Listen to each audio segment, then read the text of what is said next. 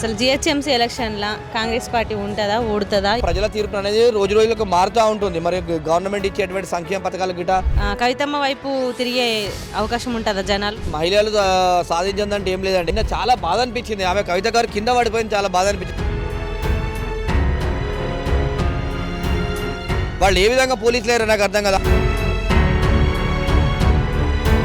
10 ఏళ్ళు యాదికి రాలేరా ఉద్యమకారులు అని చెప్పి కవితమ్మ మీద కామెంట్లు చేస్తున్నారు. 10 ఏళ్ళ పార్టీలు ఉన్న తర్వాత ప్రజల పక్షాన మాట్లాడలేదు. నేరుగా ఆమెనే బయటగా చెప్పింది. కాంగ్రెస్ పార్టీ చేసినటువంటి ఏదో మంచి పని ఏదైతే ఉందో అది ఒకటి హైడ్రాన్ మాత్రం చెప్పగలుగుతా అన్న. ఇప్పుడు పొలిటికల్స్ మొత్తం చూస్తే రాజకీయం అంతా ఒకలాగా వేడెక్కలేదు, మస్తు గరం గరం ఉంది బయట అంతా. మొన్న కవితమ్మ మొన్నటిదాకానేమో పవన్ కళ్యాణ్ వచ్చి ఆగమాగం చేసిండు. అసలు జిహెచ్ఎంసీ ఎలక్షన్ల కాంగ్రెస్ పార్టీ ఉంటుందా ఓడుతుందా ఏం అర్థం కావట్లేదు. అందరు కేసీఆర్ అని అంటున్నారు.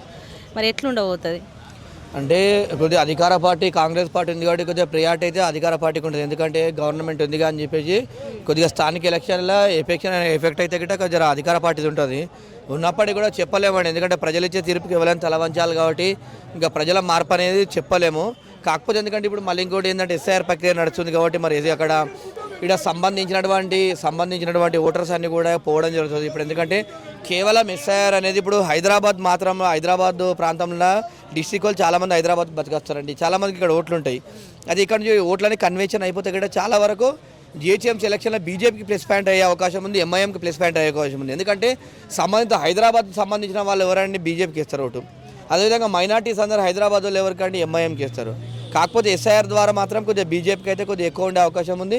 బట్ ఏదైనా కూడా ప్రజల తీర్పు అనేది రోజు రోజులకు మారుతూ ఉంటుంది. మరి గవర్నమెంట్ ఇచ్చేటువంటి సంక్షేమ పథకాలు గిట కొద్దిగా ఎఫెక్షన్ చూపిస్తే కూడా చెప్పలేమండి. జిహెచ్ఎంసీ ఎలక్షన్లో బాగుండే అవకాశం ఉంటుంది. కానీ ఇప్పుడు జిహెచ్ఎంసీ ఎలక్షన్లో జోరు అందుకోబోతుంది. ఇప్పుడు కవితమ్మ కూడా నిన్న కూడా తెలంగాణ ఉద్యమకారుల కోసం 200 గజాల కోసం పోరాటం చేసింది.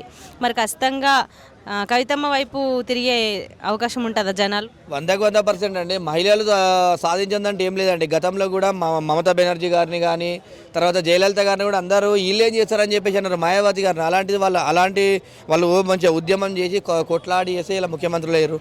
కవిత గారు కూడా ఇలా గుర్తుపెట్టుకోండి, తెలంగాణ ప్రాంతంలో ఉన్నటువంటి పెద్ద పార్టీలు కానీ కాంగ్రెస్ కానీ బీజేపీ కానీ టీఆర్ఎస్ కానీ ఎప్పుడు కూడా తెలంగాణ ఉద్యమకారుల కోసం ఎవ్వరు కూడా మాట్లాడలేదు. తెలంగాణ ఉద్యమకారులకు ఇచ్చినటువంటి మాట టీఆర్ఎస్ గవర్నమెంట్ వాళ్ళకి స్థలాలు ఇస్తా అని చెప్పేసి కూడా మోసం చేసింది. ఆ విషయాన్ని పట్టుకొని కూడా ఇలా కవితక్క గారు ఇలా అసలు నాకు చాలా బాధ అనిపించింది. ఆమె కవిత గారు కింద పడిపోయింది, చాలా బాధ అనిపించింది. అంటే పోలీసు వాళ్ళకు కూడా వాళ్ళు ఏ విధంగా పోలీసులు లేరు నాకు అర్థం కాదు. ఆమెను పట్టుకోవడానికి కూడా కావాలి, ఆమె కింద పడిపోయిందండి. ఆమె ఇయ్యాలి ఒక ఆమె నాకు చాలా బాధ అనిపించింది. కానీ ఏదైనా కూడా కవితక్క గారు కొట్లాడేటువంటి స్ఫూర్తి అదేవిధంగా ముందటికి వెళ్ళాలి.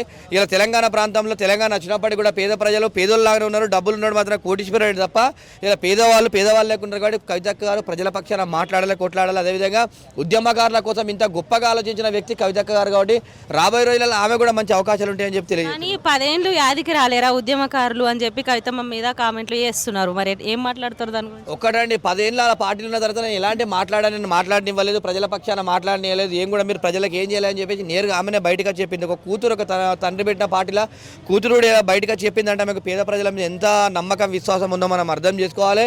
ప్రజలారా మీరు కూడా కొట్లాడే వాళ్ళకి అవకాశం ఇవ్వాలి. కొట్లాడే వాళ్ళు ఎందుకు కొట్లాడుతారు, ఎవరి కోసం కొట్లాడుతారు, ఇంత ఎందుకు చేస్తారని చెప్పి కూడా ప్రజలు ఆలోచించి కూడా ఇలా పేద ప్రజల కోసం ఎవరు కొట్లాడతారు రాబోయే రోజుల్లో వాళ్ళకి అవకాశం ఇవ్వాలని చెప్పి తెలియజేస్తున్నా. అంటే కేసీఆర్ మళ్ళీ వస్తాడు రాబోతుండు అని మస్తుగా అనుకుంటారు జనాలు నమ్మకం. ఎందుకంటే పథకాలు ఏవి అమల్లోకి రాలేవు. హైదరాబాద్లో పబ్లిక్లో దెబ్బతిన్నాడు రేవంత్ రెడ్డి.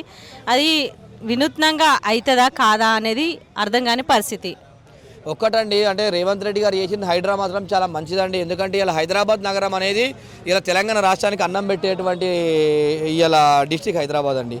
ఇన్కమ్ 70% ఇన్కమ్ హైదరాబాద్ నుంచి జనరేట్ అవుతుంది. కాబట్టి హైదరాబాద్ని కాపాడాల్సిన బాధ్యత ఎవరిదండి? పార్టీలది, రాజకీయ నాయకులు, అధికార పార్టీలదే కాండి. వీళ్ళందరూ కూడా కబ్జాదారులకు సచివాళ్ళు కూడా కబ్జాదారులకు సపోర్ట్ చేస్తే హైదరాబాద్కు రాబోయే రోజులలో కూడా తాగడానికి నీళ్లు కూడా ఉన్నాయండి. ఇలా బెంగళూరు ప్రాంతంలో ఎట్లయిందండి కర్ణాటకలో, ఇలా బెంగళూరు వేసుకుంటే బాత్రూమ్ వాటర్ని రీసైక్లింగ్ చేసుకొని మళ్ళీ వాడుతునే పరిస్థితి సరిపడ్డది. అలాంటి పరిస్థితి ఇలా హైదరాబాద్కి ఏర్పడద్దు అని చెప్పేసి రేవంత్ రెడ్డి గారు ఇది మాత్రం చాలా మంచి విషయం. నాకు కాంగ్రెస్ పార్టీ చేసినటువంటి ఏదైతే మంచి పని ఏదైతే ఉందో అది ఒకటి హైడ్రాన్ మాత్రం చెప్పగలుగుతా. ఎందుకంటే అదేవిధంగా చూసుకుంటే సరే ఇచ్చినటువంటి హామీలు రాష్ట్ర పరిస్థితులు ఏ విధంగా అమలు కాలేదు. కానీ ఏదైనా కూడా ముందడికి మంచి పనులు చేసుకుంటూ పోతే బాగుంటుంది. ప్రజలైతే కేసీఆర్ గారు కావాలనుకుంటారు. ఎందుకంటే కావాలనుకున్నప్పటికీ కూడా అప్పటికి రోజు రోజుకు మారుతూ ఉంటుంది పరిస్థితులు. కానీ ఏదేమైనా కూడా పేద ప్రజలు డెవలప్ అయ్యే సంకల్పంతో ముందడికెళ్తే కూడా బాగుంటుందని చెప్పి తెలియజేస్తున్నా. ఇప్పుడు మీరు దేనికి సపోర్ట్ చేస్తారా? నేను దేనికి అండి సపోర్టు, ఎవరైతే ప్రజల పక్షాన మాట్లాడతారో, ఎవరైతే ప్రజల పక్షాన కొట్లాడే వాళ్ళకి మాత్రమే నేను సపోర్ట్ చేస్తాను.